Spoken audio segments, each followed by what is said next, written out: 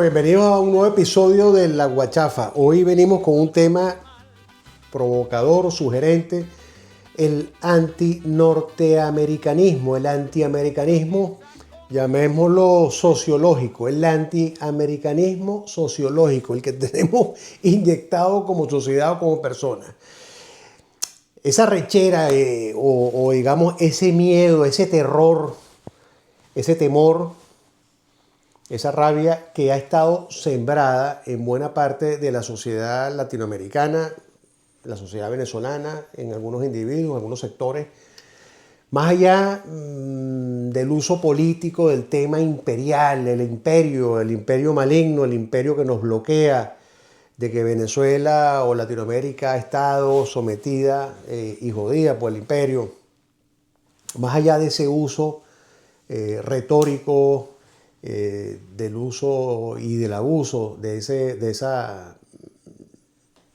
herramienta por parte de Hugo Chávez, o más allá del padre del uso de esa vaina en Latinoamérica, este criminal Fidel Castro. Más allá de todo ese recurso político, ¿usted cree que existe o no existe ese antiamericanismo en la sociedad? Ese antiamericanismo sociológico. Hoy no voy a hacer una defensa, tampoco una crítica de lo que ha sido Estados Unidos en su recorrido histórico como país, este gobierno o cualquiera de los gobiernos anteriores. Tampoco voy a hacer una crítica al papel de Estados Unidos como imperio, que efectivamente lo es, que efectivamente existe y que como todo imperio efectivamente muerde. O como decía, como dice el periodista Rafael Poleo, que dice hace muchos años, el imperio que existe y que es maluco. No voy a hablar sobre ese tema del papel del imperio, el papel positivo o negativo. Tampoco voy a comentar, evidentemente, los malos eventos que en la historia de la humanidad ha tenido como protagonista los Estados Unidos, eventos que muchos de ellos han sido muy malos, algunos terribles. No vamos a entrar en ese tema. Hoy la invitación que les hago es sencillamente a hacer una reflexión, una introspección, a un cuestionamiento frente al espejo, personal, exclusivamente con cachucha de venezolano, con cachucha de latinoamericano, y tratar de ver y cada uno diseccionarse y saber si efectivamente cree en lo interno que existe tal situación, existe o no existe un antiamericanismo. Si usted cree que existe, vamos a suponer que así fuera, yo creo que sí existe, si tú también crees que existe, ¿te parece que eso puede ser producto, digamos, de la respuesta? Ese antiamericanismo es la respuesta que nosotros como pueblo aguerrido venezolano o pueblo aguerrido latinoamericano hacemos frente al abuso de lo que ha representado la amenaza o los ataques de alguien más grande, que en este caso es el imperio americano. O puede ser más bien la expresión, o podría ser más bien, por el contrario, la expresión de un complejo de inferioridad. Si existe el antiamericanismo, ¿tú crees que podría ser la reacción frente a las conductas internas, a lo interno de nuestros países o de nuestra realidad latinoamericana, frente a dirigentes que han sido entreguistas, que se le han arrodillado al imperio, o han sido entreguistas, vasallos, ¿cómo que le dicen? Pitiyanquis, como puso de moda Chávez en una época nuevamente esa expresión. O por el contrario, ¿usted cree que podría ser un recurso para victimizar a los pueblos, para victimizar a la gente? Un recurso bastante bueno, bastante efectivo. Creo que todos lo hemos usado incluso en lo personal en algún momento. Si estoy jodido, es porque alguien me está jodiendo. Si Cuba es un laboratorio de fracasos, de pobreza, durante 70 años, es producto porque le han impuesto un bloqueo. Ni de vaina hay ninguna responsabilidad interna en la conducción de esa isla. Eso es producto de un bloqueo. Nosotros somos una víctima de esa vaina. Esa isla que en un momento determinado la historia nos dice que era lo que era, es hoy lo que es, producto del imperio, producto del bloqueo. No hay ningún tipo de autocrítica, ni siquiera unos carajos que podrían decir, mira, la verdad es que tenemos 70 años administrando este desastre y la verdad es que si el imperio y si el bloqueo nos ha terminado poniendo donde estamos, no sería incluso una razón para decir, mira, la verdad es que entrego el testigo para que otra persona se encargue y pueda este pueblo realmente levantar y poder comer. Bueno, esas son algunas reflexiones. Si nosotros aplicamos esto, y ahí es donde una reflexión incluso más interesante y más anecdótica y más divertida, y es la invitación que lo hagamos con diversión. Aquí no le estoy haciendo un juicio a nadie, esto no es una reflexión a nadie, por supuesto.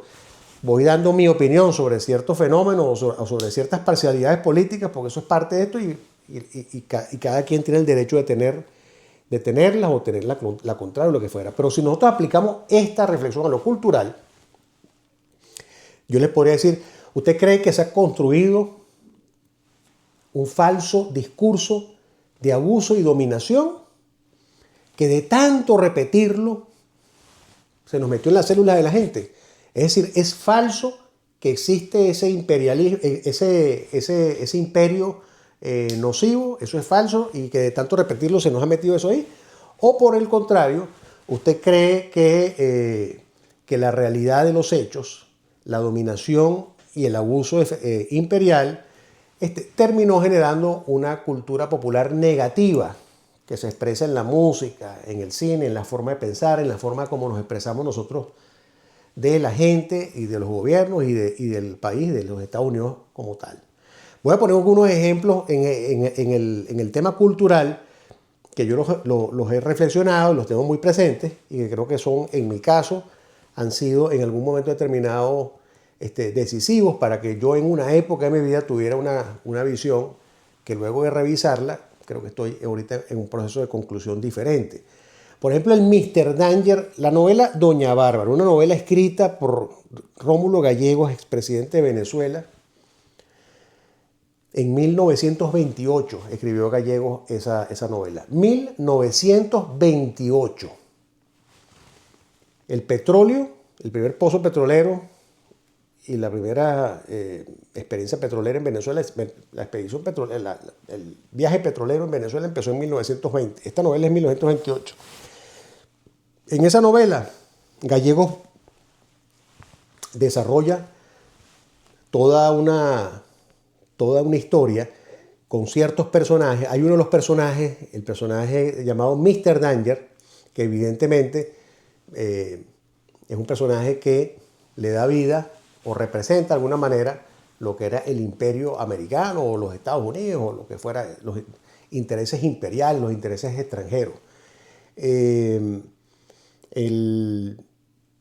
Mr. Danger acosaba a otra protagonista, que era una joven, muy hermosa, joven venezolana, que se llamaba Marisela, que era hija de Doña Bárbara, que era una hacendada con una personalidad muy, muy fuerte. Y esta Marisela había sido abandonada por Doña Bárbara. Doña Bárbara había sido violada en su juventud y esta Marisela era la hija negada de Doña Bárbara.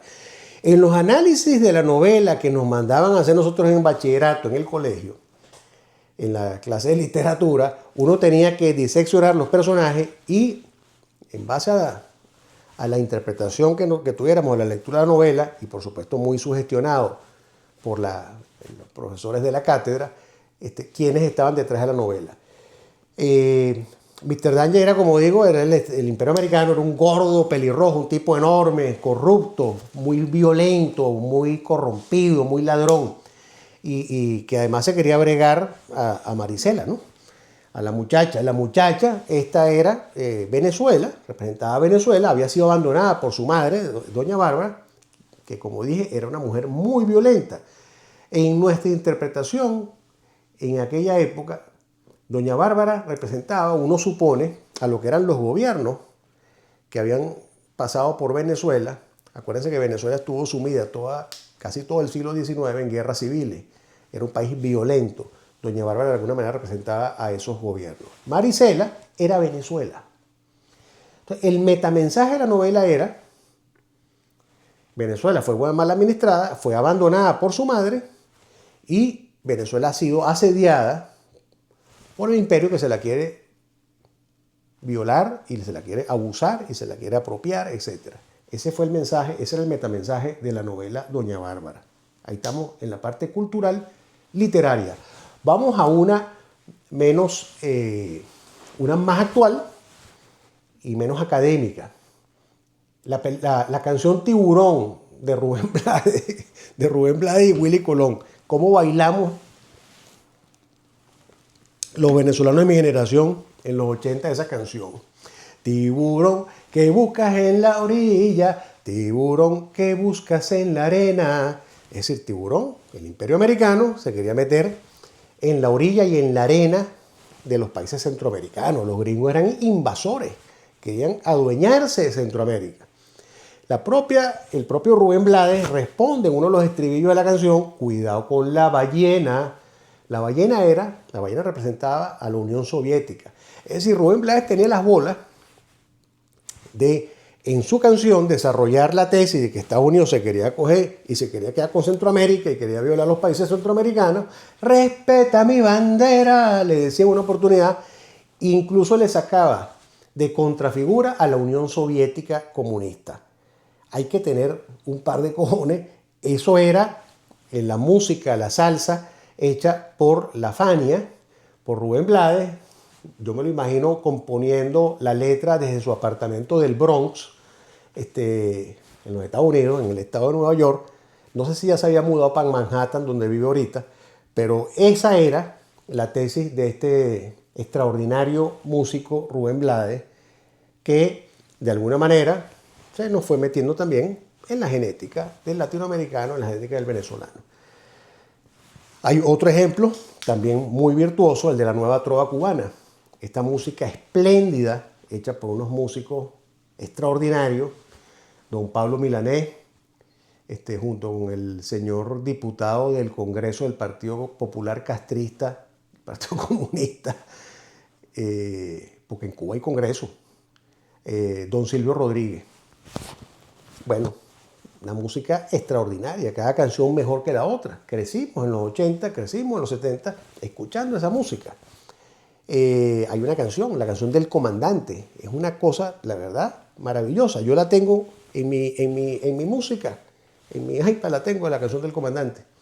Una canción maravillosa, más allá de la jalada de bola que le echan a la lacra esta de Fidel Castro, pero bueno, el arte es así. La preferida de todas, para mí, mi preferida, El Independentista, búsquenla en YouTube.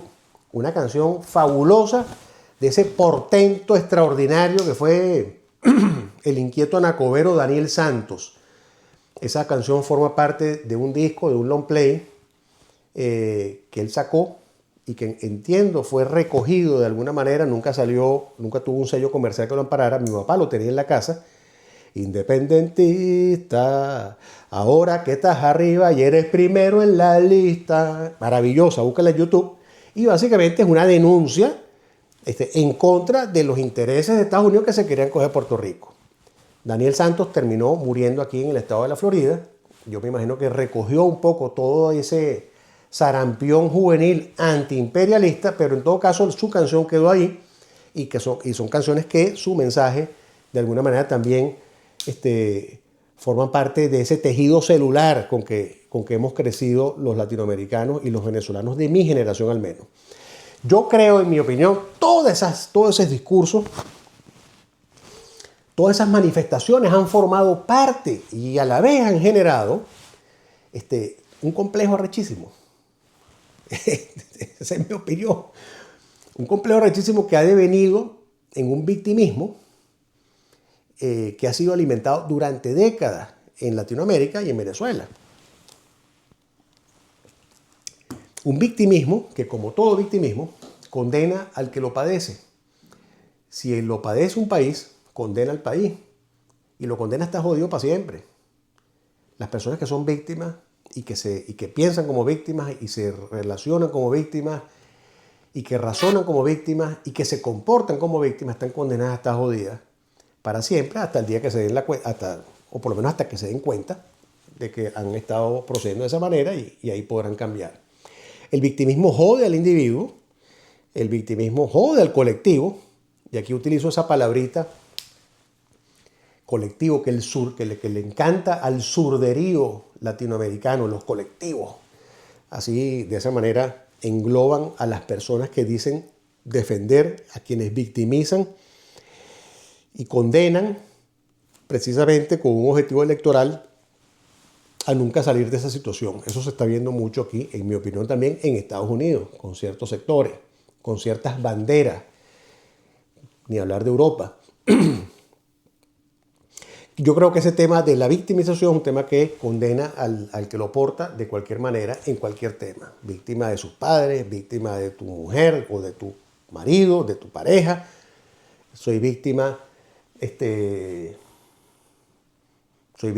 yo no he tenido dinero porque soy una víctima, o si he tenido dinero.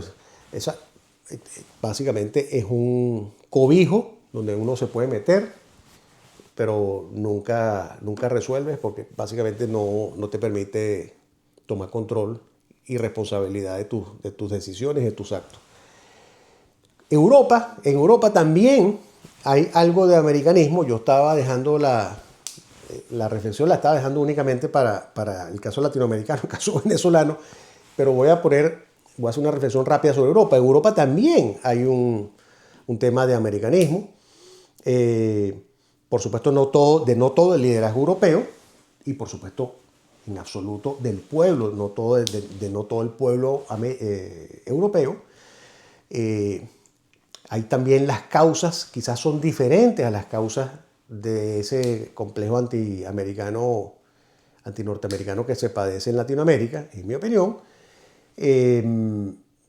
Yo creo que en Europa yo siempre percibo un tufillo de superioridad moral cuando se habla o cuando se evalúa a Estados Unidos, pero que es una superioridad moral que se hace desde, en mi opinión, también una especie de complejo, ¿no? La superioridad moral siempre viene acompañada además de juicios muy ofensivos y de burlas sobre el pueblo americano, que es un pueblo ignorante, etc., ¿no? Eso siempre lo hemos venido escuchando, ¿no? Y es algo como ya bastante asumido.